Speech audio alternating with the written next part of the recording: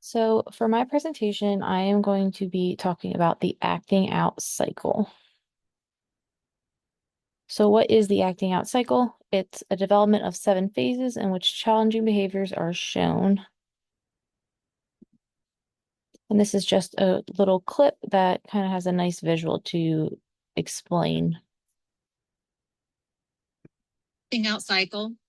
You can think of this as a 7-step cycle that begins with a calm stage. And although not every student comes to school calm every day, we think at some point in their life they have experienced some type of calm. And then something sets that students off. And that can be thought of as a trigger. And sometimes those are school-based things like assemblies or schedule change, or it could be a difficult assignment or something like that. And some of those triggers can also be non-school based. It could be coming to school tired or hungry or having not slept well the night before or having had an argument with their parents or conflict with a peer.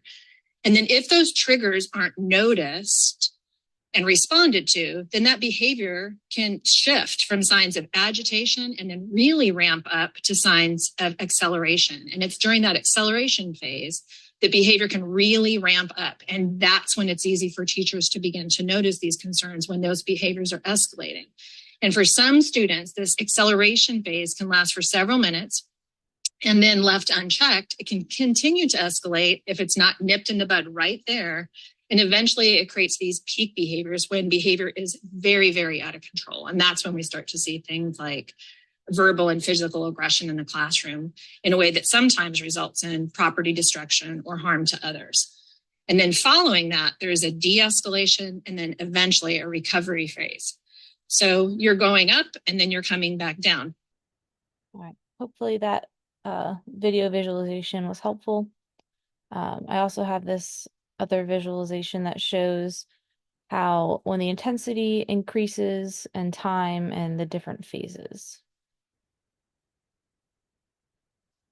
So our 7 phases are calm, trigger, agitation, acceleration, peak, de-escalation, and recovery. So our calm phase. So typically in this phase, students are working at their desks. You're not really seeing many behaviors. They're responsive to the teacher and engaged with what they're doing in class, whether that is a lesson or their work. In the trigger phase, students are triggered by something in their environment. Sometimes teachers will notice this, sometimes they don't. You have to know your student's trigger in order to notice this happening. Some examples of triggers that can happen are peer conflict, confusion, hunger, loud noise, and there's many others. Students may look to be frustrated or anxious, but a lot of times it can be kind of hard to tell just by looking at them. The next phase agitation, this occurs when the trigger is not been managed. So then the student moves on to the agitation phase. You're starting to see some behaviors, they become off task and anxious. How this could look is the student may be pacing, have their head down, work refusal, fidgeting. And then our next phase, if agitation is not managed at the time, will turn into acceleration. The behavior is building at this point and the students are trying to engage the teacher. A lot of times students or teachers are starting to recognize a problem because it interferes with instruction. And sometimes we just get so busy that it can be kind of hard to recognize it before this point. So this could look like not communicating, arguing, work refusal, and minor property destruction, such as ripping a piece of paper, breaking a pencil. If the acceleration phase is not managed in time, we then move to our peak phase. During the peak phase, some of the students' behaviors can be unpredictable and dangerous. This might look like yelling, swearing, throwing things, eloping, hitting. And a lot of times there may be safety or crisis plans for the peak phase. And it's often the shortest, but it can cause the most damage. And finally, after our peak phase, we have de-escalation. So immediately after the peak phase ends, the student begins to de-escalate and can sometimes be reintegrated into the classroom.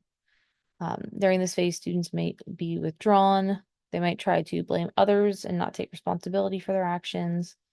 They might start to comply with directives, but they might not want to discuss what happened. So this phase looks different for each student. And our last phase after de-escalation is recovery. So it happens between de-escalation and being in the calm phase. Students might want to work alone, and they might not want to talk, but they are typically more compliant.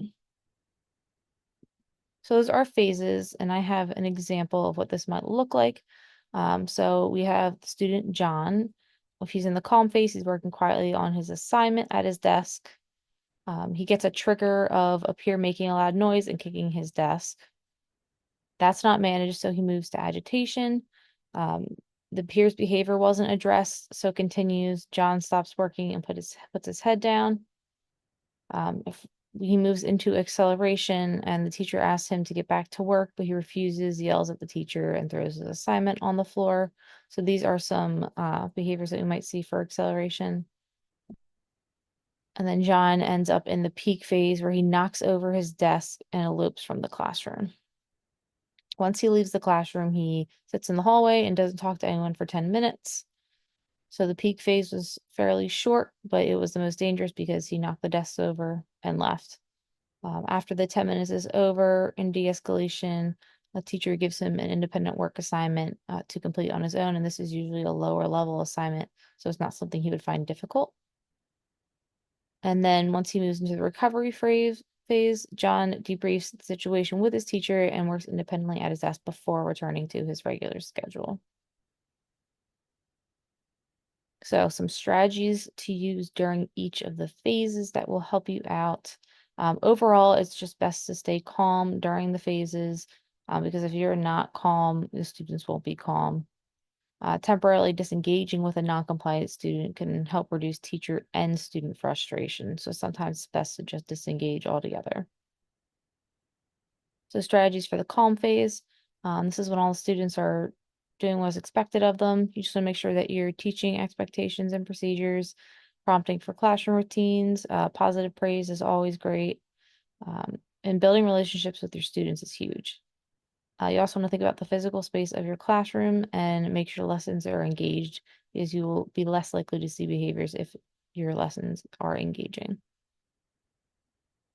In the trigger phase, it's very important to know what your students' triggers are, so you know that when they happen, that you should be watching the student. You want to try to limit triggers if possible, but also work with the student to come up with ways to help manage the triggers because they're not all avoidable. Once a student is triggered, it's helpful to redirect them and also use proximity control of being close to them. Once you're in the agitation phase, it can be helpful to offer choices. They can do different calming tasks. You can help them with their work, use supportive language, and sometimes changing the environment, such as moving their seat or having them go out in the hallway to do work, something of that nature.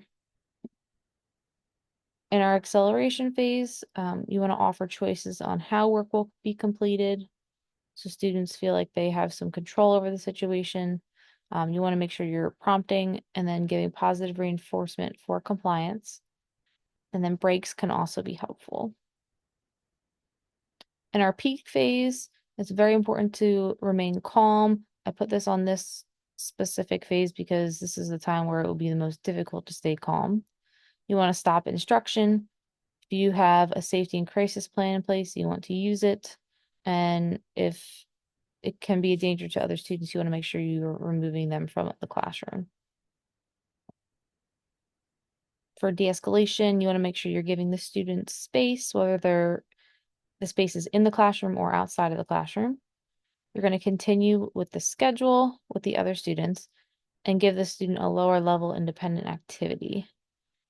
You also want to give a problem solving sheet that they can either complete with you or on their own. This can be done either in de-escalation or recovery, depending on the student. And then you want the student to restore the environment if possible. If they knock over a desk, you want them to clean that up. But this can also be done in the recovery phase. So recovery, you're going to review the problem solving sheet if you did not do so in the previous phase. You want to reinforce their positive behaviors, slowly get them back into the class and into their activities, and then you want to use any consequences that have been established for the classroom. Yeah, so hopefully that was helpful. I do have my two sources that I use for my annotated bibliography in here. Thank you.